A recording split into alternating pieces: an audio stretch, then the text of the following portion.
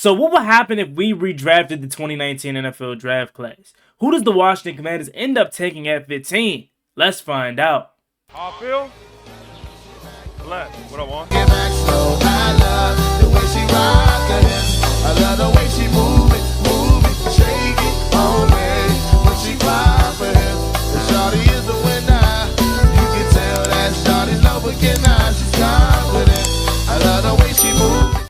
YouTube, what's going on? It's your man Juan Gotti here. Before we get to today's video, I want to ask you guys to do me a favor, like, comment, and subscribe to the channel. Tomorrow I'll be dropping a video on details about the giveaway and my 1v1 event in late July.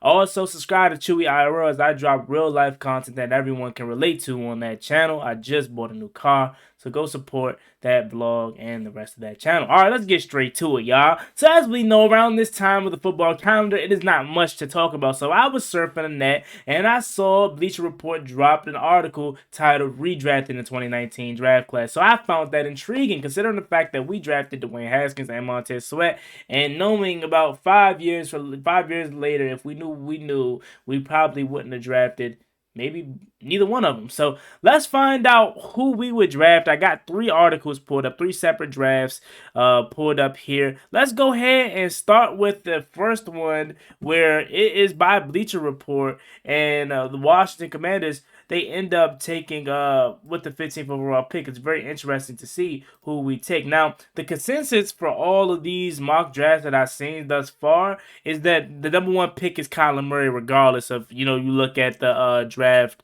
on any of these websites redrafting. So Kyler Murray's number 1 pick, and I'm not arguing with that at all. So as you can see, we're scrolling down to the Washington Commanders pick, and you see Montez Sweat ends up being the number 5 overall pick to the Tampa Bay Buccaneers.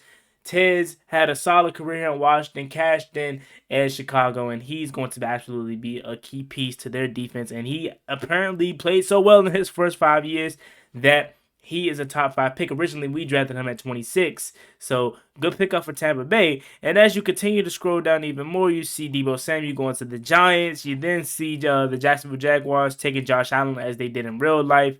Then you see Brian Burns going to Detroit, who their original pick was TJ Hockenson. Number 9, they traded up the Jets, and they get Quentin Williams, who they also got in real life. And number 10, DK Metcalf goes to the Denver Broncos, who originally he was drafted in the mid rounds, not even a first round pick, and he played so well that he is now a Denver Bronco. I'm not even sure how that would have panned out in real life. If they ended up getting Russell Wilson, they would have stuck with Drew Lock, or however that quarterback situation was going on at the time there in Denver.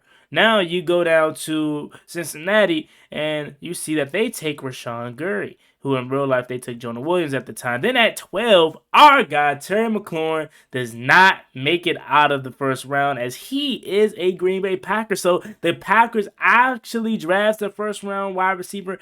And could you imagine that offense with Terry McLaurin, Aaron Rodgers, and Devontae Adams? That would have been absolutely outstanding. And I do think Terry McLaurin would be getting the respect that other receivers around him in the same draft class are getting. Again, Terry McLaurin probably would have had his 1,500-yard season or 1,300-yard season, something like that, and he would have been established as one of the best receivers. But unfortunately, he's still a 1,000-yard receiver here in Washington, but he hasn't had that explosion that everyone else around him has had due to his quarterback situation. So could you imagine Terry McLaurin with Aaron Rodgers? That would have absolutely been a crazy pickup. All right, then you keep going down. We're getting closer to our pick. The Dolphins take Christian Wilkins, as they did in real life, 2 from Clemson. Then at 14, the Falcons take Christian Lindenbaum, who they actually took in real life too. And then at 15, the Washington Commanders drafted Dwayne Haskins in real life. May God rest his soul. But here, according to Bleacher Report, the Washington Commanders take TJ Hockenson out of Iowa. Now, originally, he became a Minnesota Viking, and we, again, drafted Dwayne Haskins. Now, let's see why they believe Washington would have took TJ Hockenson.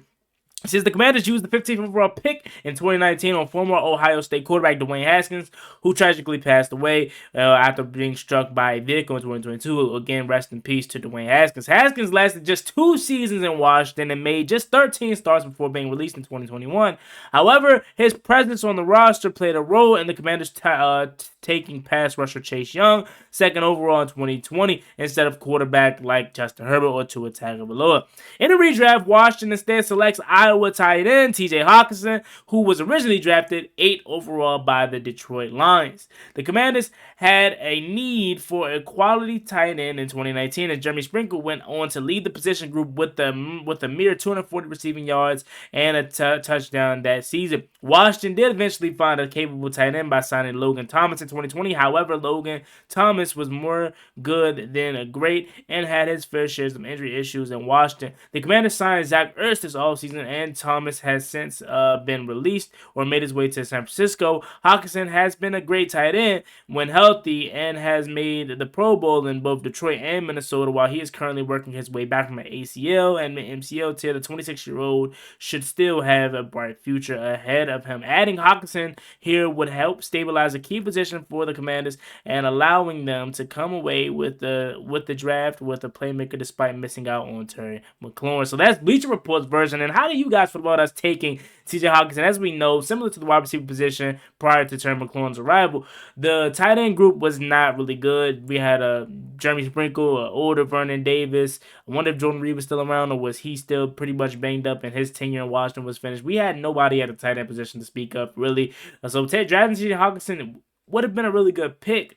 However, does he stay in Washington to this day? Does he get traded like he did in real life when he went to Detroit? Who knows how things would have changed and been different, or maybe been the same if we drafted TJ Hockenson. So now let's go over to the next draft, and we have Walter Football, and they believe the Washington Redskins back then would have took DK Metcalf at 15. That would have been an absolute great pick. As we know, DK Metcalf, similar to Terry McLaurin, went into a mid-round pick. Now, you may be like, okay, Juan, if we taking DK Metcalf, where's Terry McLaurin? Where did he go? So let's go ahead and scroll up and see, where did Terry McLaurin go, who was one of our picks in the 2019 draft class. As you see, Deebo Samuel went to the Dolphins. That would have been crazy, because then the following year they took Tua Tagovailoa. So Deebo Samuel on the Dolphins would have been absolutely crazy. Then I think a couple years later they ended up getting Tyreek Hill. So it would have been Tyreek Hill and Deebo instead of Tyreek Hill and Jalen Waddle. Still would have been an absolute great pickup. So the Lions, they drafted A.J. Brown at 8. So it seems like Terry McLaurin still was on the board at